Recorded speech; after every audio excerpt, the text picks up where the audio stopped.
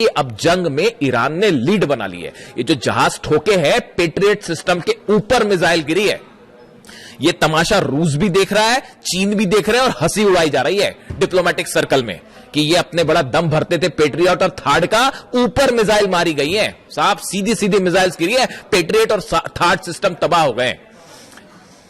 और इतना बड़ा नुकसान हुआ इस जंग का, सबसे बड़ा नुकसान हुआ। यही वजह है डोनाल्ड ट्रंप पीछे हटा है, वरना पीछे नहीं हटता। बैठक होती है व्हाइट हाउस में, मैं आपको एक वीडियो में पहले भी बता चुका हूं। व्हाइट हाउस में बैठक हुई, पीट हेग्सेट शामिल थे उसमें, डैन केन्स शामिल थे, अमेरिका के तमाम अधिकारी शामिल थे। उसमें बताया गया कि जो नुकसान हुआ है और कैसे पेट्रियट और थार्ड सिस्टम मिसाइल्स खत्म हो रही है। सिर्फ 900 मिसाइल्स बची है अमेरिका के पास। एक महीना में सिर्फ 20 मिसाइल बन पाती हैं, और जिस तेजी के साथ ईरान हमले कर रहा है तो उसमें तो एक महीने के अंदर पूरा डिफेंस सिस्टम ही खत्म हो जाएगा। इसलिए रुके ये हमला करने से। और दूसरी चेतावनी आ गई है ईरान की तरफ से कि नेटो के जितने बेसेस है सबको ठोका जाएगा, चाहे वो तुर्की में हो, चाहे इटली में हो, चाहे जर्मनी में हो। मैं आपसे उस पर चर्चा कर चुका हूं, इसलिए इस पर बात नहीं करूंगा।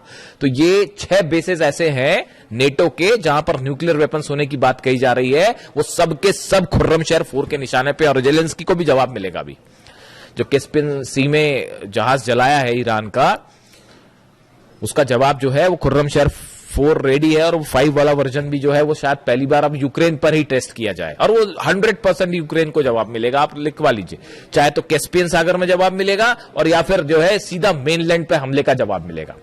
तो बैठक हुई, बैठक में यह तय किया गया कि भाई अभी जो असेसमेंट हुआ कि कितना नुकसान हो रहा है, उसमें ये बात निकल के सामने आ गई कि अगर आप लॉन्ग रेंज वॉर करते हैं, लंबी जंग की तैयारी करते हैं। पहली बात तो देखिए ईरान में वो रैपिड वेनेजुएला समझने की गलती कर रहे थे, तमाम समझाने के बाद भी कि उसको वेनेजुएला मान के चल रहे थे। ईरान ने समझा दिया क्या है हकीकत। अब वो है वॉर स्ट्रेटेजी पूरी तरह से गड़बड़ा गई है। अमेरिका के जो सीनेटर्स हैं अपोजिशन के और जो कांग्रेसमैन है, उनके बयान सुनिए। डोनाल्ड ट्रंप की ऐसी तीखी आलोचना उनके प्रेसिडेंट बनने के बाद से नहीं हुई, और यह कहा जा रहा है कि मिड टर्म पोल हारना तय है डोनाल्ड ट्रंप का। उनके जो सीनेटर्स हैं अपोजिशन, वो सवाल उठा रहे हैं कि ये क्या घटिया रणनीति लेके आप वॉर में गए। ना तो आप जीत पा रहे, ना आप बाहर निकल पा रहे, ना ईरान के अंदर जा पा रहे, ना हॉर्मुज कैप्चर कर पा रहे, ना लीडरशिप चेंज कर पा रहे, ना ईरान की सेना का मुकाबला कर पा रहे। तो कर क्या पा रहे, फिर जंग करने के लिए किस लिए गए थे। हकीकत यह है कि अब इस जंग में ईरान ने जबरदस्त लीड बना ली है। ये उसी दिन तय हो गया था जिस दिन अली खामेनी साहब पे हमला किया गया था। मेरे पे लोग सवाल उठाते थे जिस दिन अली खामेनी साहब का असैसिनेशन हुआ, उसी दिन जो मेरा पहला वीडियो था 28 तारीख को असैसिनेशन के बाद का, उस वीडियो में मैंने कहा था कि आप देखिएगा ईरान ये जंग कभी नहीं हारेगा। और आज 5 महीने बाद आप कहां खड़े हैं, हॉर्मुज के गेट पर जो है वो पहरेदारी करते खड़ी हुई है अमेरिका की सेना। सच है या नहीं बताइए, क्यों नहीं एंटर कर लेते हॉर्मुज में, अंदर एंटर करिए। अबू मेहदी ऐसी मार मारेगी ना कि पर एक भी जहाज नहीं बचेगा। वो जहाज पीछे खींचने पड़ गए। ये जो दूसरे दौर की हवाई फायरिंग करी, इसमें जो फाइटर जेट से हमले किए गए, वो हमले के पहले वो जो जहाज खड़े थे वो पहले आगे खड़े थे, उन सबको पीछे खींचना पड़ गया। वो 1000 किलोमीटर की रेंज के पीछे करना पड़ गया, वरना अबू मेहदी ऐसा मार मारते कि जहाज नहीं बचते। और हॉर्मुज में हुए, आप देखिए एक टैंकर फिर तबाह हो गया, कल पार करने की कोशिश कर रहा था उस रास्ते से जो कि ईरान ने मना कर रखा है। नीचे माइन लगी हुई है, फट गई माइन, जहाज हो गया तबाह, बाबल मंदेब अलग बंद हो गया है। तो ये कई बार क्या होता है, देखिए जरूरत से ज्यादा घमंड करना, अपने आप को चैंपियन समझना है ना, कि बस हम ही सब कुछ, आज इसको तबाह कर देंगे, कल उसको तबाह कर देंगे, तो एक ना एक दिन शेर को 1.25 शेर जरूर मिलता है। और यहां तो बहुत भारी शेर मिल गया है, मतलब भागने का रास्ता। अब वहां पे प्लानिंग चल रही है, वॉशिंगटन डीसी में व्हाइट हाउस में प्लानिंग चल रही है कि भाई ईरान की जंग से इज्जत बचाते हुए कैसे बाहर निकला जाए। काय की इज्जत बचाओगे साहब, वो चाइना ने आपका एक एक चीज आपकी समझ ली है कि कैसे आपका तोड़ है। F-35 फाइटर जेट का तोड़ क्या है, F-18 का तोड़ क्या है, टॉम हॉक मिसाइल गिर गई और तो और छोड़ दिया। इससे बड़ी बात और क्या होगी। वो ईरान जो मलबा दिखा रहा है टॉम हॉक मिसाइल का, टॉम हॉक मिसाइल को मार के गिरा देने का मतलब आप समझते हो। वो सिर्फ मामला ईरान अमेरिका तक नहीं है।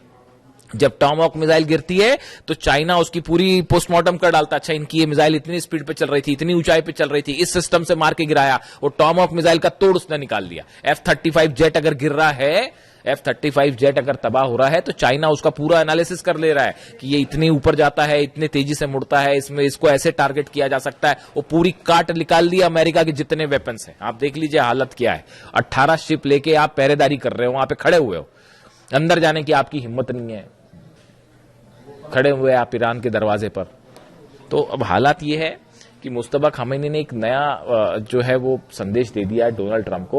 उन्होंने कह दिया पहले लेबनान में पूरी तरह से शांति करो, उसके बाद बात आगे बढ़ेगी, वरना हम बात ही नहीं करेंगे। और यूरेनियम तो भूल जाइए, वो सपना है, वो भूल जाओ, यूरेनियम नहीं मिलने वाला। पिकेक्स माउंटेन पर हमला करोगे, नेटो के बेसिस उड़ेंगे, यूक्रेन पर हमला होगा, और सऊदी में, यूएई में, कतर में, दोहा में, बहरीन में, कुवैत में एक भी ऑयल रिफाइनरी सलामत नहीं बचेगी, एक भी इंफ्रास्ट्रक्चर नहीं बचेगा। वो जो लंबे लंबे ब्रिज है बहरीन और सऊदी के बीच में, सब मिसाइल्स के निशाने पर है। और ये जो बोलते रहते हैं ना बीच में डोनाल्ड ट्रंप की बस अब इतने % मिसाइल बनी, दुनिया में कोई नहीं जानता ईरान के पास कितनी मिसाइल सिटीज है। तो जागरोस की पहाड़ियों के नीचे अली खामेनी साहब जानते थे पहले से कि आज नहीं तो कल जो है वो हमला करेगा अमेरिका, उसी की तैयारी कर रखी थी, 4-5 साल की जंग की तैयारी कर रखी है। और अब तो भयंकर लीड बना लिए साहब, भयंकर लीड बना लिया। आपको क्या लगता है इजराइल हमला अगर ईरान अगर हार रहा होता या दब रहा होता तो अब तक इजराइल तो कूद गया होता जंग में। उसको पता है कि अगर जंग में आप कूदोगे उसके बाद तेल अवीव पे और हाइफा में ऐसे हमले होंगे इस बार कि मतलब रुकेगा भी नहीं वो मामला।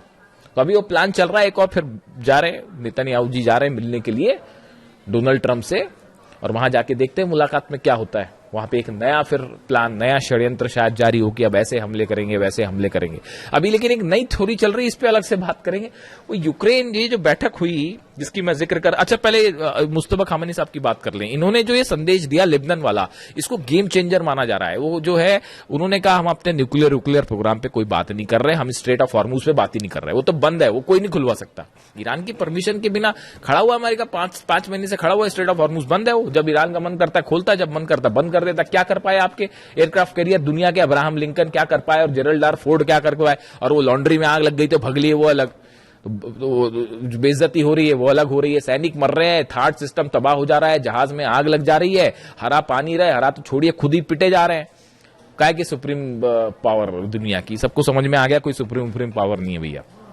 और मिसाइल के मामले में Iran is the new supreme power of the world, super power of the world, इसमें कोई शक नहीं है। वो कई लोग फिर अभी भी इस तरह के मैं सवाल देखता हूं कि रूस मदद कर रहा है और चाइना मिसाइल में मदद कर रहा है। ईरान को मिसाइल के मामले में किसी की मदद की जरूरत है? अभी भी आपको लगता है कि किसी और की मदद की जरूरत है? हाँ मान लिया सैटेलाइट की मदद मान सकते हैं हम, सैटेलाइट मदद कर रहा है रूस, चीन सैटेलाइट से मदद कर रहा है, क्योंकि सैटेलाइट प्रोग्राम है नहीं तो बैन कर रखा था आपने, वरना वो ईरान बताया ईरान को आप ये बैन्स वैन हटा लीजिए, उसके बाद देखिए ईरान कैसे तेजी से तरक्की करता है।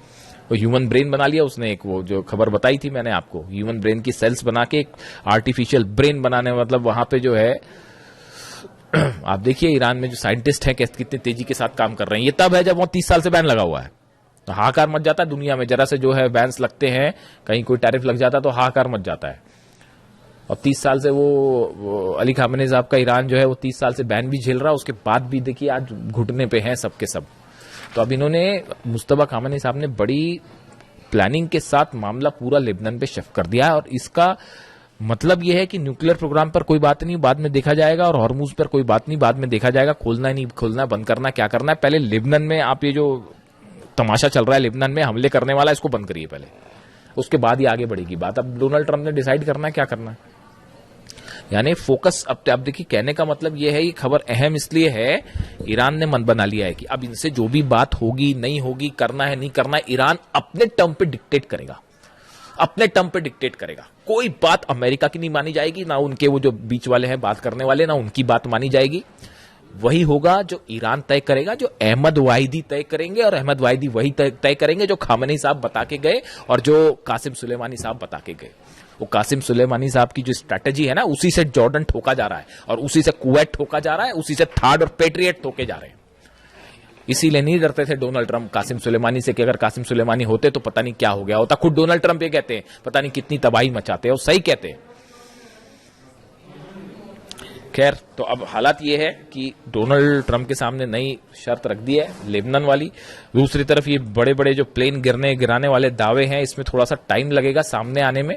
बाबल मंदेब जो है वो पूरी तरह से बंद है, क्लोज्ड। ईरान ने हुतीस की मदद के लिए बैलिस्टिक मिसाइल ड्रोन्स का एक बड़ा जखीरा तैनात कर रखा है। यमन में खासतौर पर बाबल मंदेब के आसपास, और लगातार जो है वो लड़ाई चल रही दोनों तरफ से। आपने देखा ही कल यमन में किस तरह से हमले हुए और सऊदी लेड फोर्सेस और हूती के बीच में आमने सामने की जंग शुरू हो गई। कई गाड़ियों को आग लगा दी गई। जिस तरह से ऑयल रिफाइनरीज पर सऊदी पर हमला हुआ, पूरी दुनिया देख रही है।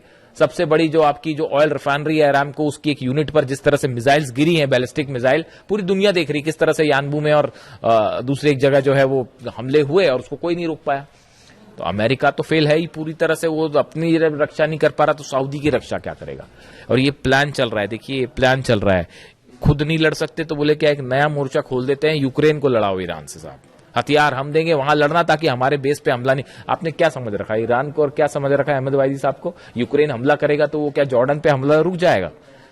अहमद वाहिदी साहब ने, जो मेरे पास जो जानकारी है, ईरान की सेना ने, आईआरजीसी ने अपना टारगेट तय कर रखा है, पूरे अरब से अमेरिका को बाहर निकालो, ट्रंप की सेना को बाहर निकालो, उसके बाद देखा जाएगा।